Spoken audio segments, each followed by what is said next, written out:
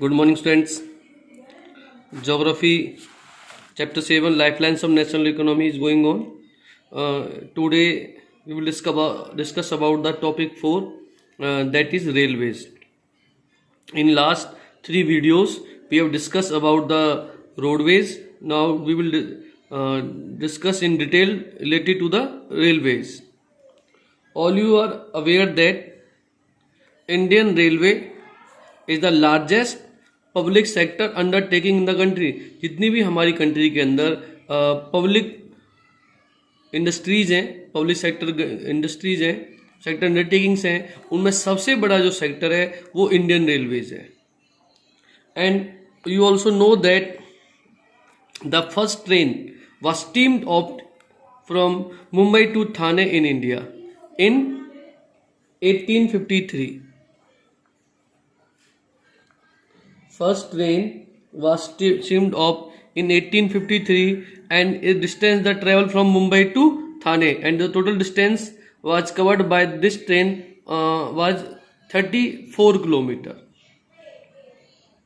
So today, first of all, we will discuss about the importance of Indian Railways. It is the principal mode of transportation for freight and passengers. Freight means goods. So to transport the goods and passengers in our country, the principal mode of transportation is the Indian Railways. It conduct the multifarious activities. The Indian Railways are used for conduct the different types of activities like business, sightseeing, pilgrimage, along with the transportation of goods over the longer distance. For these activities, we prefer the Indian Railways. Now, it also acts as a great integrating force for more than 150 years. In 1853, first train was steamed off, and now we are in 2020. So more than 150 years. Successfully trains are functioning in our country from when we were not having no means of transport, other means of transportation, then from one state to another state. From that time, the Indian Railways was only the available means of transport, available means to transport the freight and passengers from one state to another state. So it is acting as the integrating force in our country. It also binds the economic life of the country because we also transport the raw material, fuels, petrol, diesel, coal, and different product goods of the industries. We transport with the help of Indian Railways from one area to another area. So it binds the economic life. It also escalates the development of industries. So it's a consequently it helps the in the development of industry as well as agriculture, because we also transport the agriculture products through the railways, and we also in the railways also help in the transportation of the fertilizers, pesticides, and insecticides, etc. So that's why we prefer the Indian Railways. The Indian Railways are very important for us. Next, now Indian Railways network. According to the March 2004, total stations were 7,031 in our country. The data may be vary in other books, the new edition books. So in March 2017, total stations in India were 7,349. As the data of 31st March 2004, the route length is about 63,221. In March 2017, total route length is 67,368 km. And 2019 it is about 1,23,236 km. About locomotives, trains are about 7,887 in 2004. and 2019 12,147.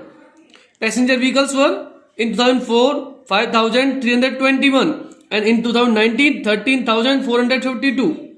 Other coaches vehicles were 4,904 in March 2004 and wagons were 2,28,170 and about the March 2019 they are about 2,89,185. So total zones. Earlier Indian Railways were divided into 16 zones. Now they are divided into 18 zones. So distribution pattern of the railway network. We see that in some areas railway network are dense, in other area railway network are less. So distribution pattern of railway network in India vary from one place to another place. It is influenced by mainly three factors: physiographic factors, economic factors and administrative factors. More railway network, mainly the dense railway networks in India are found mainly in the northern plains.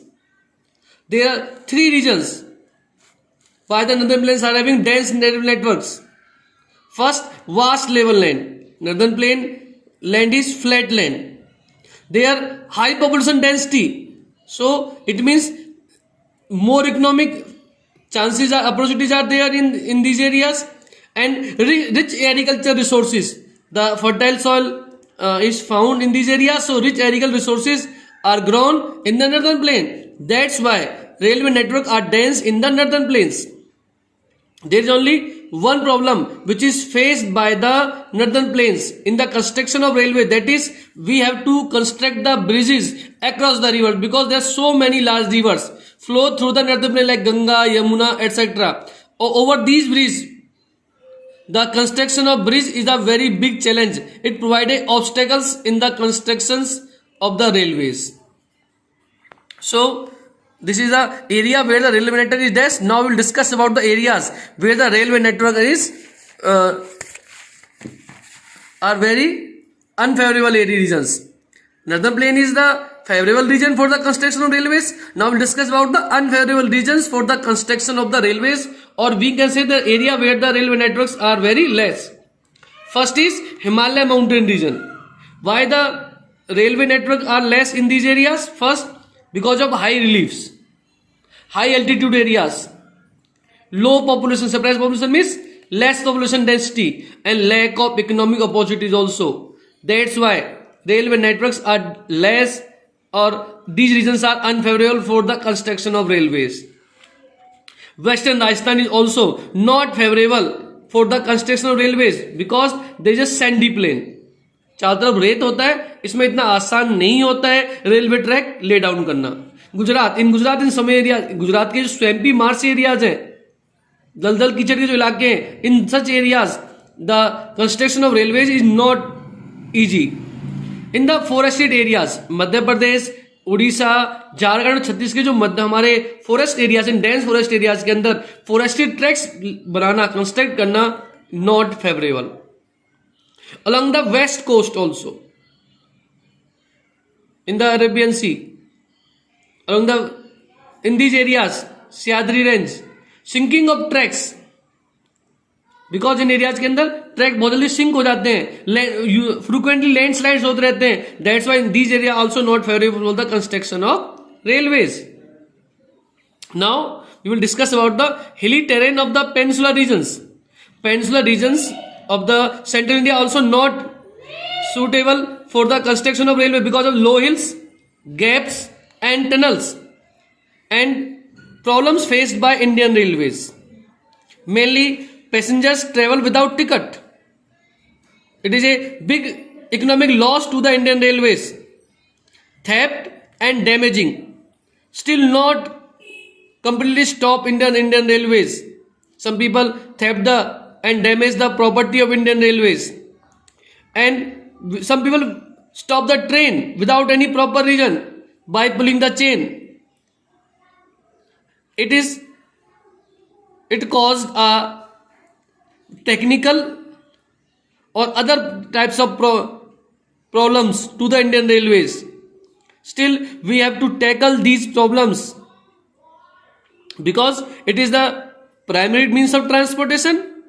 So, if we want to develop the Indian Railways, so we have to tackle these obstacles or problems. That's all for today.